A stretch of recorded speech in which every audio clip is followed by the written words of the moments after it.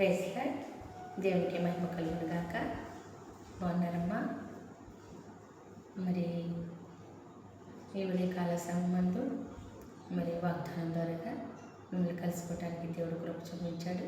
చూడండి, ఈ 2026 సంవత్సరంలో మరి 8వ నెలలో 17వ తారీఖున ఈ రీతిగా మిమ్మల్ని కలుసుకోవడానికి దేవుడు కృప చూపించాడు. చూడండి, మీకాలో మరి ఈరోజు వాగ్దానము మరి మీకా గ్రంథము 6-8 వచనంలో నుంచి దేవుడు మనతో ఈ దినమంతా ఆయన విశేషమైన కృప చేత నడిపించబడలాగిన ఈ వాగ్దానం ద్వారా మనం బలపరచబడలాగిన దేవుని వాగ్దానమును చూసుకుందాం.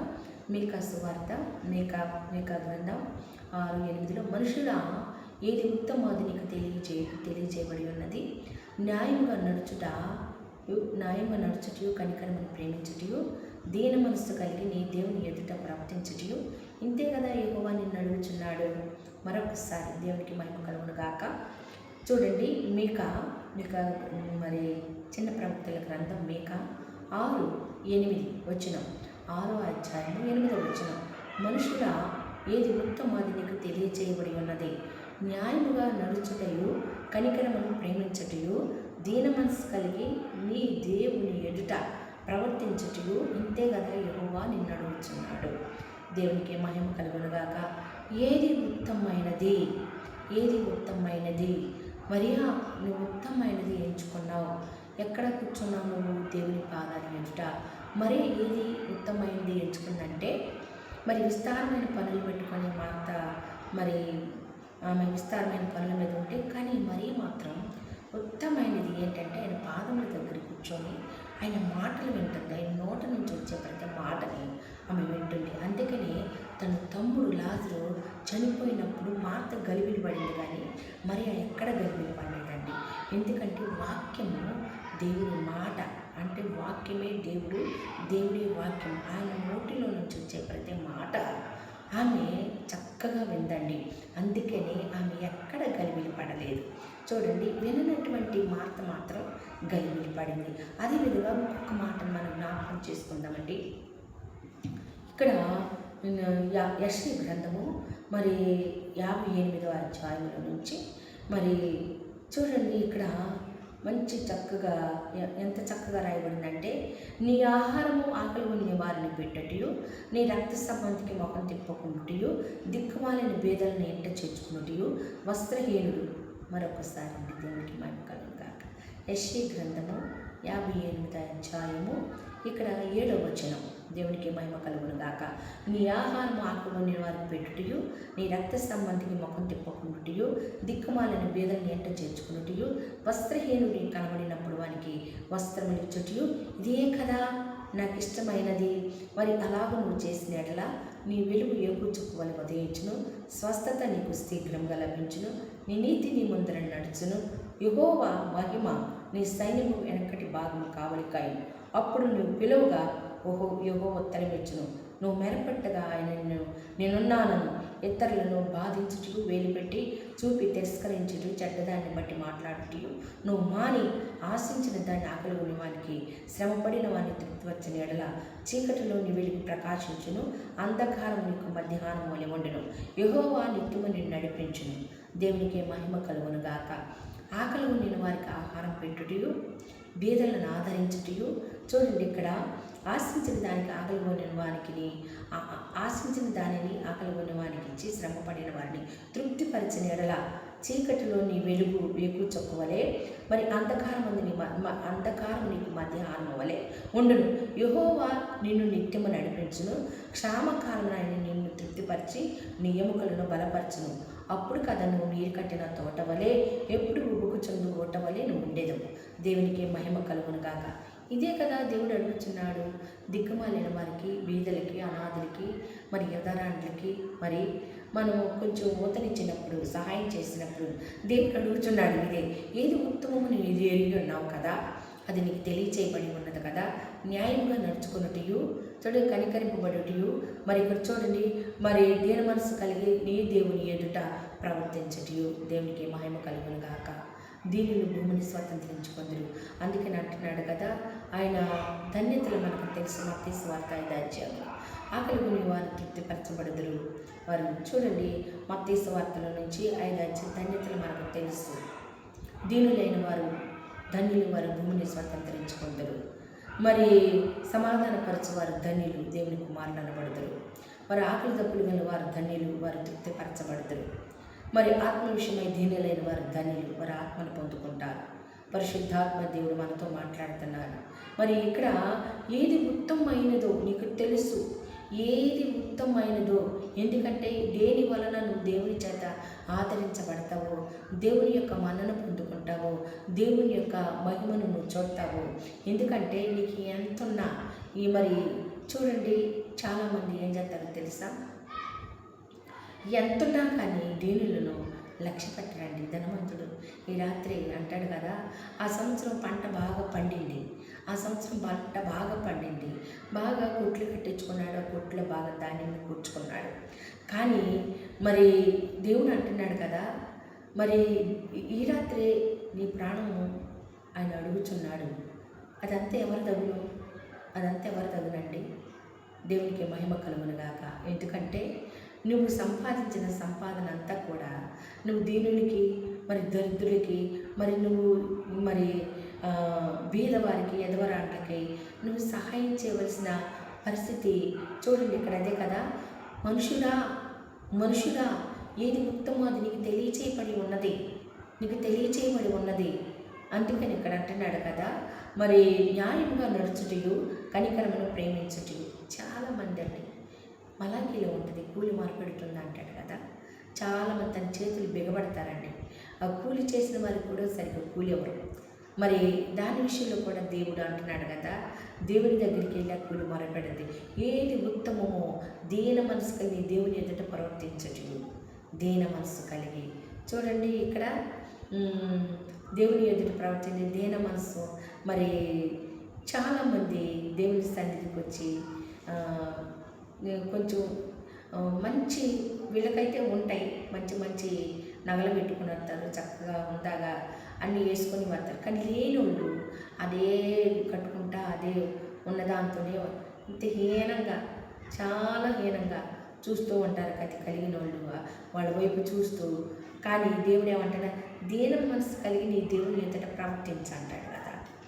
దీన మనసు కలిగి అంటే నీకు ఎంతున్నా కానీ సృష్టికర్త నీకు కలిగిందంతా ఆయన వల్ల నీకు కలిగిందే, కానీ ఆయన లేకుండా నీకేది నాకేది కలగలేదు. కాబట్టి దీనులను చూసినప్పుడు నువ్వు కరిగిపోవాలి, దయ కలగాలి, ప్రేమ కలగాలి, కనికరించబడాలి. దేవుడు నీకు ఇచ్చాడు అంటే నువ్వు ఎంతైనా దీనత్వం కలిగి, దయాళత్వం కలిగి, మంచితనం కలిగి, నువ్వు యేసు ప్రభు ప్రేమను నువ్వు కలిగి ఇతరులకు కూడా నువ్వు సహాయం చేయగలిగితే, మరి అదే కదా ఇక్కడ రాయబడి, దీన మనసు కలిగి నీ దేవుని ఎదుట ప్రవర్తించటయో. దేవునికి మహిమ కలుగును గాక. ఇంతే కదా నీ దేవుడు అడుగుతున్నాడు. ఒక రోజునంటండి ఒక మామగారు ఏమీ లేదు, తనకి కలిగింది ఇంకొక చిలకడ దుంప ఉంది, అది కాల్చుకొని చక్కగా పొయ్యిలో పెట్టుకొని కాల్చుకొని పక్కన పెట్టుకుంది.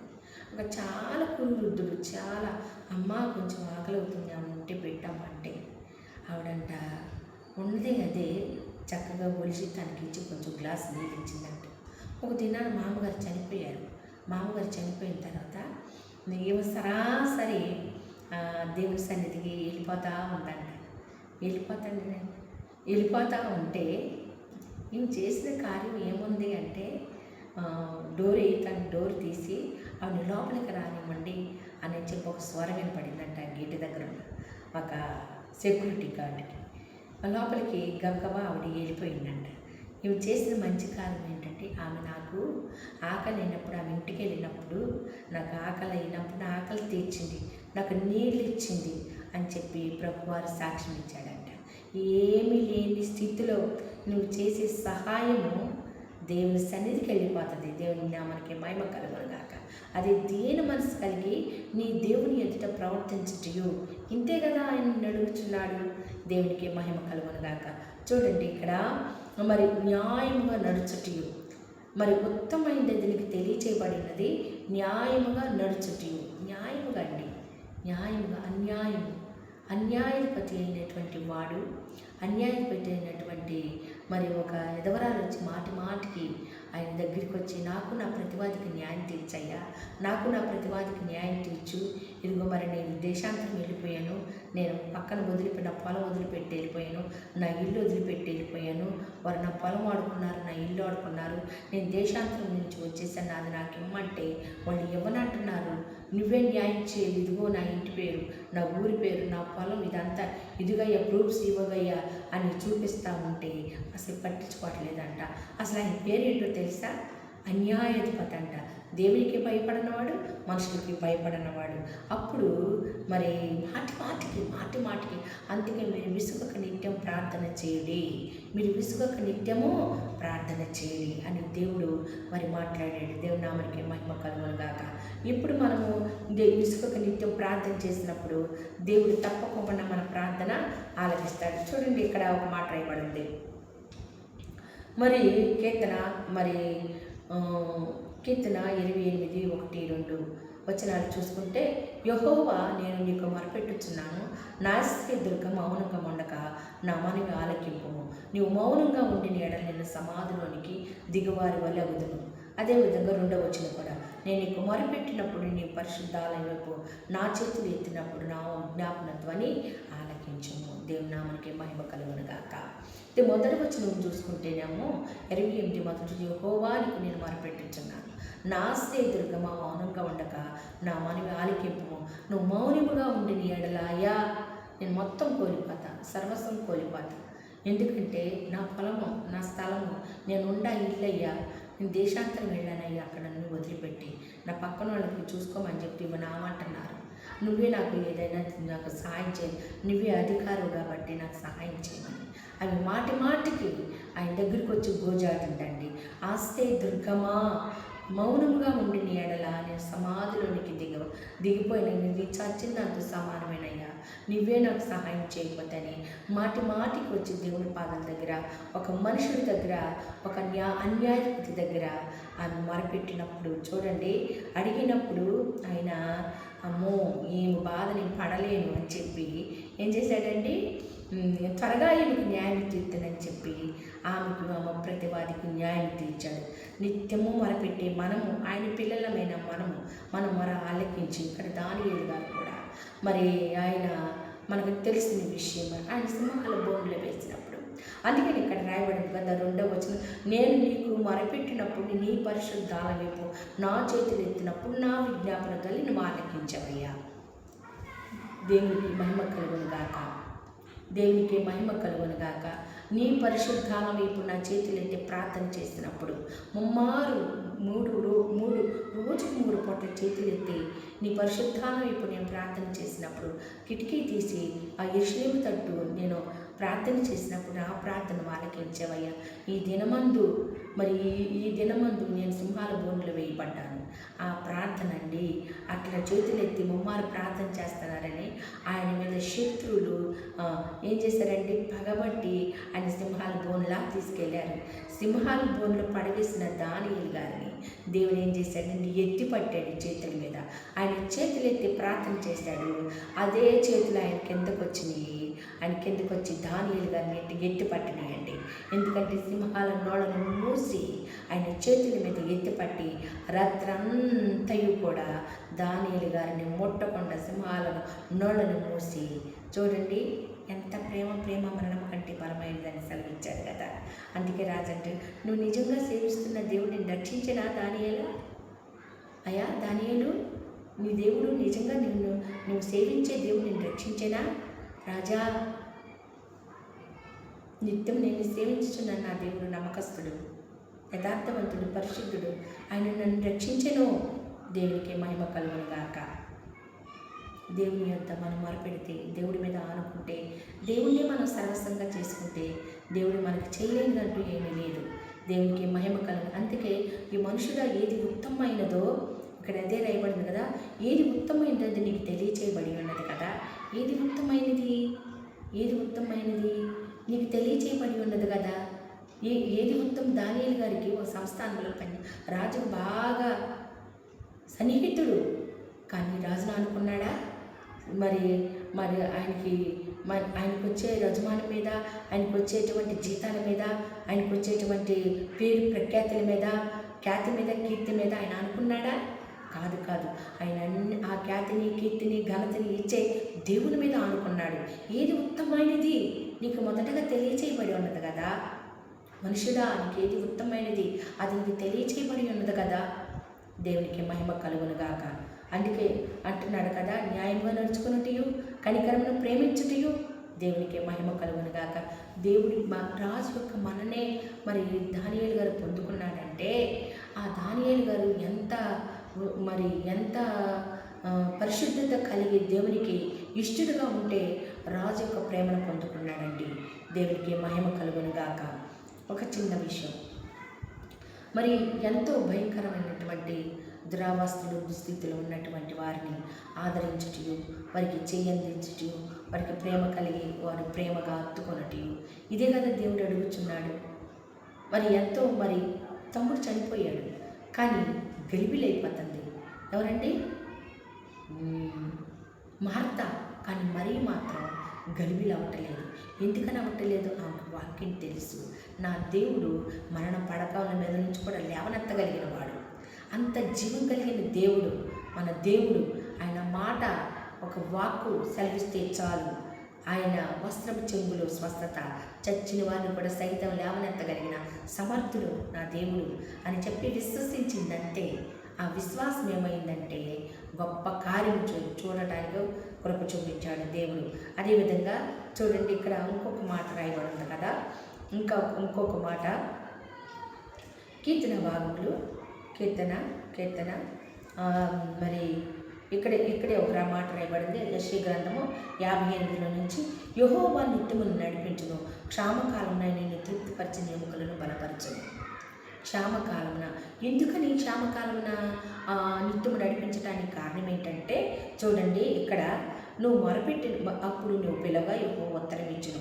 ఎందుకు ఉత్తరం ఇస్తాడు? దిక్కుమాలిన వారికి, బీదలకి, వస్త్రహీనతగా ఉన్నటువంటి నువ్వు వస్త్రాలు ఇచ్చావు, బీదలకి నువ్వు చెయ్యంది ఇచ్చావు. మరి ఎందుకంటే ఇక్కడ ముఖం తిప్పుకోలా, రక్త సంబంధికి ముఖం తిప్పుకోలా, నీ రక్త సంబంధికి నువ్వు ముఖం తిప్పుకోలా. రక్త సంబంధి ఆపదలో ఉన్నప్పుడు ఆదుకున్నావు, ఆదరించావు. కాబట్టి నీ రక్త సంబంధికి ముఖం తిప్పుకొని దిక్కుమాలిన బేదలకి ఇంట చేర్చుకొని సహాయం చేశావు. అందుకని ఇక్కడ ఆయన అంటున్నాడు కదా, యెహోవా నిత్యము నిన్ను నడిపించు. ఎందుకంటే ఇది ఏది ఉత్తమమైందో నువ్వు ఎరిగి ఉన్నావు, దాన్ని చేయిస్తున్నావు. కాబట్టి ఆయన నీకు ముఖం తిప్పుకోడు. నువ్వు ప్రార్థన చేసినప్పుడు, నువ్వు మొరపెట్టినప్పుడు, అందుకంటున్నావు, అప్పుడు నువ్వు పిలువగా యెహోవా ఉత్తరం ఇచ్చవు. ఇక్కడ 5వ వచనం అండి, 58లో 9వ వచనం, అప్పుడు నువ్వు పిలువ దిక్కుమాలిన వారికి, వస్త్రహీనుడికి, ఆహారలేని వారికి ఆహారం ఇచ్చావు, వస్త్రం ఇచ్చావు, నువ్వు ఇంట చేర్చుకున్నావు, సహాయం చేసావు. అందుకని అప్పుడు ఆయన ఏమంటున్నాడంటే, నువ్వు పిలుగు, ఆయన ఉత్తరం ఇచ్చును, నువ్వు మొరపెట్టగా ఆయన నేనున్నాను అనును. ఇతరులను బాధించుటయు, వేలు పెట్టి తిరస్కరించుటయు, చెడ్డ వాటిని బట్టి మాట్లాడిటూ నువ్వు మారావు. కాబట్టి దేవునికి మహిమ కలుగునుగాక. ఆశించిన వారికి, ఆకలి ఉన్న వారికి ఆహారం పెట్టావు కాబట్టి, వారిని తృప్తిపరిచావు కాబట్టి నీకు చీకటిలో వెలుగు పుట్టింది. దేవునికి మహిమ కలుగునుగాక. అదే అంటున్నాడు, అందుకే యెహోవా నిత్యము నిన్ను నడిపించును, క్షామకాలమున ఆయన నిన్ను తృప్తిపరిచిన ఎముకలను బలపరచును. అప్పుడే కదా నువ్వు నీరు కట్టిన తోట వలె, ఎప్పుడు ఉబుకుచుండి ఓట వలె నువ్వు ఉండేదవు. దేవునికి మహిమ కలుగునుగాక. ఏది ఉత్తమమైనదో మనుషుడా, నువ్వు ఎరిగి ఉన్నావా? ఏంటి నువ్వు ఎరిగి ఉన్నది? దిక్కుమాలిన వారిని, ఎదవరాలని ఆదరించుటయు, బీదలని చేర్చుకొని ఇంట ఆహారం పెట్టుటయు, వస్త్రహీనులకు వస్త్రాలు అందించుటయు. దేవునికి మహిమ కలుగునుగాక. ఇక్కడ అంటున్నాడు కదా, అప్పుడు కదా నీవు క్షామకాలం నిన్ను తృప్తిపరిచి నీ ఎముకలను బలపరచును, నువ్వు నీరు కట్టిన తోట వలె, ఎప్పుడు ఉబుకుచుండు ఓట వలె ఉండేదు. దేవునికి మహిమ కలుగునుగాక. పూర్వకాలమున పాడైన పురములు నువ్వు కడతావు, అప్పుడు కడతావు. అనేక తరముల కిందట పాడైపోయిన పునాదులు మర కడతావు. విరగబడిన దాన్ని బాగు చేయబడుటయు, దేశంలో నివసించినట్లు త్రోవలు సిద్ధపరచబడవనియు నీకు పేరు పెట్టబడును. చూడండి, ఇక్కడ విరగబడిన దానిని బాగు చేయబడవనియు, దేశంలో నివసించినట్లు త్రోవలు సిద్ధపరచబడవనియు నీకు పేరు పెట్టబడును. ఇప్పుడు దిక్కుమాలిన వారిని చేర్చుకొని ఎంత ధనమున్నా కానండి, ఎంత ధాన్యం ఉండా, ఎంత ఎన్ని వస్త్రాలు ఉండా, చాలామంది అండి, చాలామంది వారు తరతరాలకి ఇది అంటారు కదా, పోగేసుకుంటారు. కానీ ఎవరికి ఎందుకో పిల్లలకి అది అది నెట్టి వేసుకుంటూ వెళ్తారు. కానీ బీదలకు మాత్రం చెయ్యందించడానికి ఎంత మాత్రమును సుముఖత చూపించరండి. చాలామంది దేవుని నామానికి మహిమ కలుగునుగాక. ఇప్పుడు ఇక్కడ ప్రభు వారు ఏమని చెప్తున్నారంటే, ఎవరైతే నీ దేవుడు ముందే చెప్పాడు ఏది ఉత్తమమైనదో ఓ మనుషుడా నువ్వు ఎరిగి ఉన్నావు కదా. ఇక్కడ మరి దిక్కుమాలిన వారికి బీదలకు చేయందించటే కదా, అదే కదా ఇక్కడ రాయబడింది. అప్పుడు స్వస్థత నీకు శీఘ్రంగా లభించును, అప్పుడు స్వస్థత నీకు శీఘ్రంగా లభించును, నీ నీతి నీ ముందర నడుచును, యెహోవా మహిమ నీ సైన్యపు వెనకటి భాగమున కావలి కాయను, అప్పుడు నువ్వు పిలువగా యెహోవా ఉత్తరం ఇచ్చును. దేవుని స్తోత్రములు.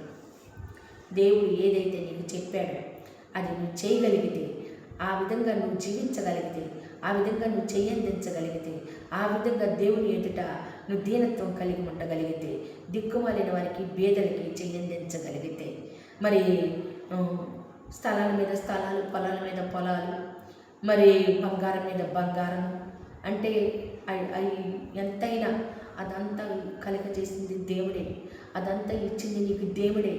నీకు కలిగింది కూడా, నీకు కలిగినప్పుడు ఎంత కొంతైనా దేవుని పని కొరకు, దేవుని బిడ్డల కొరకు, బీదల కొరకు, మరి దిక్కుమాలిన వారి కొరకు, వస్త్రహీనులకి వస్త్రాలు ఇవ్వటము, బీదలకి చెయ్యి అందించటము, మరి దీనులకు మరి దయ చూపించటం, ఇది నీకు చేయగలిగితే దేవుడు తప్పకోకుండా ఇహమందు పరమందు కూడా 100 రెట్ల ఫలం దాచి ఉంచుతాడు.